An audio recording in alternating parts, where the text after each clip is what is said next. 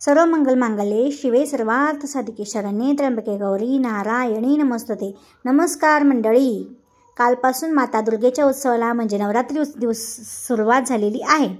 तर आज 23 सप्टेंबर वार मंगळवार आणि या दिवशी नवरात्रीचा दुसरा दिवस आहे। या दिवशी दुसरी माळ असून दुर्गा देवीच्या दुसऱ्या रूपाची पूजा केली जाते। दुर्गा देवीचे दुसरे रूप म्हणजे ब्रह्मचारिणी देवी। ब्रह्मचारिणी देवीचे स्वरूप कठोर तपाचे आचरण करणारी देवी म्हणून ब्रह्मचारिणी ओळखले जाते। ब्रह्मचारिणी देवीच्या उजव्या हातात कमळ आणि डाव्या हातात कमंडलू आहे। ब्रह्मचारिणी देवीच्या पूजनाने मनुष्याला भक्ती आणि सिद्धी या दोन्हींची प्राप्ती होते।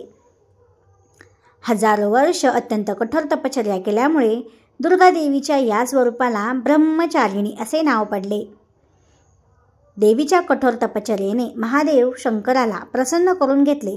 ब्रह्मचारिणी देवीच्या शुभ आशीर्वादामुळे तप, जप, ज्ञान, वैराग्य, त्याग, संयम आणि धैर्य प्राप्त होते। या दिवशीचा रंग असणार आहे लाल। लाल रंग नैवेद्य साखर फुटाणे। या दिवशीची माळ असणार आहे पांढरी फुले, अनंत मोगरा किंवा तरक फुलांची माळ। तर या दिवशीचा मंत्र असणार आहे ओम देवी ब्रह्मचारिणी नमः किंवा या देवी सर्वभूतेषु मा ब्रह्मचारिणी रूपेणे संस्थित नमस्तस्ये नमस्तस्ये नमस्तस्ये नमो नमः। तसेच नवरात्रीचे 9 दिवस हे अत्यंत महत्त्वाचे असून प्रत्येक दिवसाला एक विशिष्ट प्रकारचं महत्त्व दिलं जातं। म्हणून या दिवशी काही उपाय आणि सेवा सुद्धा केल्या जातात। आपल्याला या उद्या किंवा नवरात्रीच्या तिसऱ्या दिवशी तुमच्या घरामध्ये घट असो किंवा नसो तरीही तुम्हाला 1 रुपयाच्या नाण्याचा अत्यंत प्रभावी असा उपाय करायचा आहे। या रुपयाचे नाणे तुम्ही एका ठिकाणी ठेवा ज्यामुळे तुमच्या घरात पैसा, सुख, संपत्ती सर्व काही प्राप्त होईल। 7 पिढ्यांचे दारिद्र्य नष्ट होऊन प्रत्येक कामात तुम्हाला यश मिळेल। उद्योग व्यवसायात वृद्धी होईल। तर हे 1 रुपयाचे नाणे कुठे ठेवायचे आहे, तर हा उपाय कसा करायचा आहे, कोणत्या वेळेत करायचा आहे, अशी सर्व माहिती आपण आजच्या व्हिडिओमध्ये पाहणार आहोत।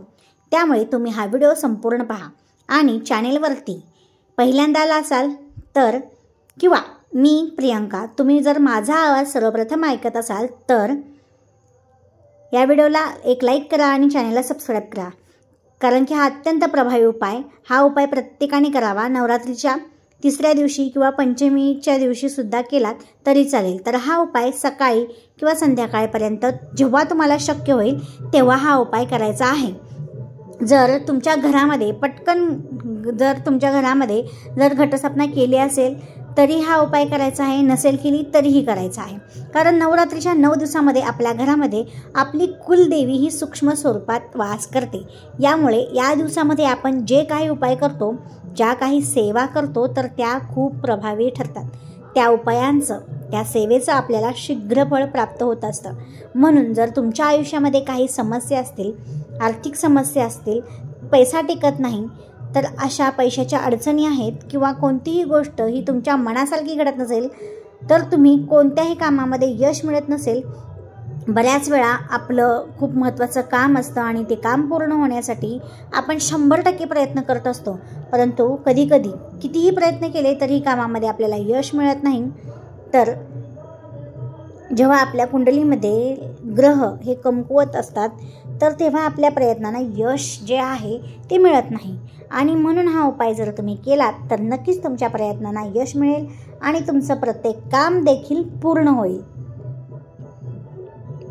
तसेच तुमच्या घरामध्ये काही समस्या असतील, मुलांची, पतीची प्रगती होत नसेल, हट्टीपणा करत असतील, घरामध्ये सतत संकट, अडचणी, अडथळे येत असतील किंवा कोणतीही शुभ कार्याच्या वेळी घरामध्ये निर्विघ्नपणे पार पडत नसेल किंवा तुमचा एखादा छोटा व्यवसाय असेल किंवा मोठा व्यवसाय असेल तो व्यवस्थित चालत नाही, त्यामुळे वृद्धी होत नाही, तर किंवा यांसारख्या सर्व समस्या दूर होण्यासाठी तुम्हाला हा उपाय जो आहे तो करायचा आहे।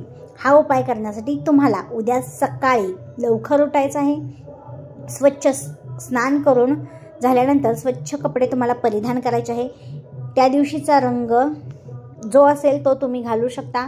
जर नसेल त्या रंगाचे वस्त्र तर तुम्ही काळा रंग सोडून इतर कोणतेही कपडे परिधान करा, कारण प्रत्येक रंगाला धार्मिक असं महत्त्व आहे आणि म्हणून तुम्ही हे व्रत जे आहे ते परिधान करायचे आहे।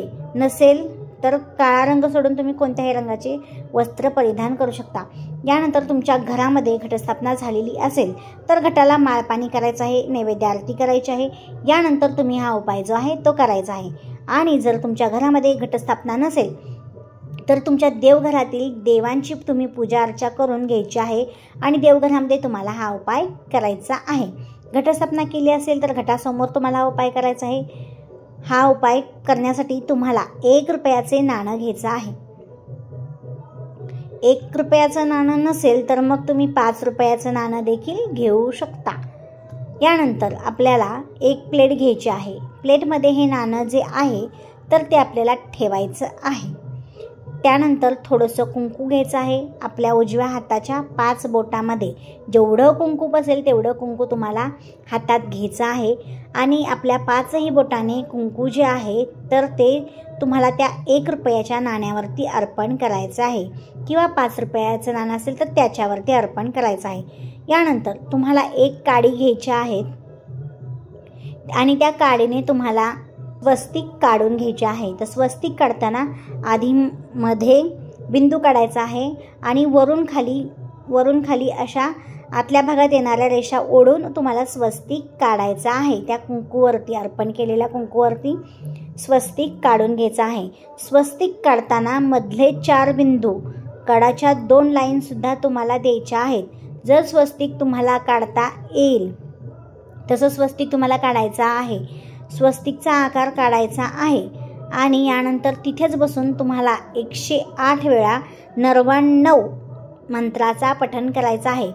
ओम ह्रीं क्लीं चामुंडाय विच्चे हा 99 मंत्र आहे। या मंत्रास तुम्हाला पठण करायचं आहे। या मंत्राने आपली कुलदेवी जी आहे तर ती प्रसन्न होते। जर तुम्हाला 99 मंत्र म्हणणे शक्य नसेल तर तुम्ही ओम श्री लक्ष्मी देवेय नमः या मंत्राचा 108 वेळा जप करायचा आहे। यानंतर दोन्ही हात जोडून आपल्या आयुष्यातील ज्या काही समस्या आहेत, त्या ज्या काही अडचणी सुरू आहेत त्या दूर होण्यासाठी मनोभावे प्रार्थना करायची आहे। यानंतर तुम्ही संपूर्ण दिवसभर आणि रात्रभर हे नाणे तिथेच तुम्हाला देवघरामध्ये राहू द्यायचे आहे किंवा घटाजवळ ठेवायचे आहे। दुसऱ्या दिवशी तुम्हाला ते नाणे उचलून घ्यायचे आहे आणि आपल्या पर्समध्ये ठेवायचे आहे। हे नाणे आपल्याला कधीही खर्च करायचे नाहीत, म्हणून अशा ठिकाणी ठेवा की ते आपल्या हातून चुकूनही खर्च होणार नाही आणि हे जे नाणे आहे ते तुमच्याकडे लक्ष्मी आकर्षित करण्याचं काम करेल आणि यामुळे तुम्हाला कधीही आर्थिक समस्या ज्या आहेत तर त्या येणार नाहीत।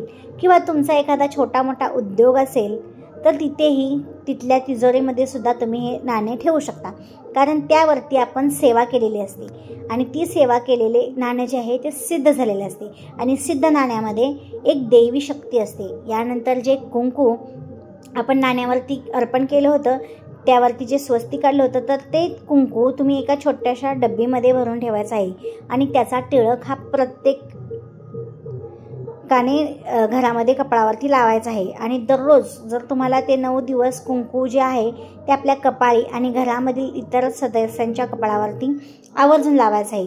यामुळे देवी कुलदेवी आपल्याला शुभाशीर्वाद देते आणि त्यांचे शुभाशीर्वाद आपल्याला प्राप्त होतात। आपल्या आयुष्यामध्ये काही समस्या अडचणी अडथळे आहेत तर ते दूर होतात। तर हा एक अतिशय साधा आणि सोपा उपाय जो आहे तर तो तुम्हाला नवरात्रीच्या तृतीयेला किंवा पंचमीला करायचा आहे। जर तुम्ही पंचमी दिवशी हा उपाय करणं शक्य झालं नाही तर मग तुम्ही नवरात्रीच्या 9 दिवसामध्ये हा उपाय कधीही करू शकता, पण धनप्राप्तीसाठी लक्ष्मीप्राप्तीसाठी करावयाचा हा प्रभावी उपाय पंचमीला कराल तर अतिशय फलदायी असेल। व्हिडिओ आवडला असेल तर नक्कीच लाईक करा। चॅनलवरती नवीन आला असाल तर चॅनलला सबस्क्राईब करा आणि कमेंट बॉक्समध्ये ओम श्री लक्ष्मी देवे नमः अवश्य लिहा। त्याचबरोबर तुम्हा सगळ्यांचे मनापासून आभार, कारण की व्हिडिओ तुम्ही वेळात वेळ काढून संपूर्ण पाहिल्याबद्दल धन्यवाद। पुन्हा भेटू असाच माहितीपूर्ण छोटासा एखादा महत्त्वाचा उपाय घेऊन, प्रभावी उपाय घेऊन। धन्यवाद, भेटू पुन्हा। ओम श्री लक्ष्मी देवे नमः।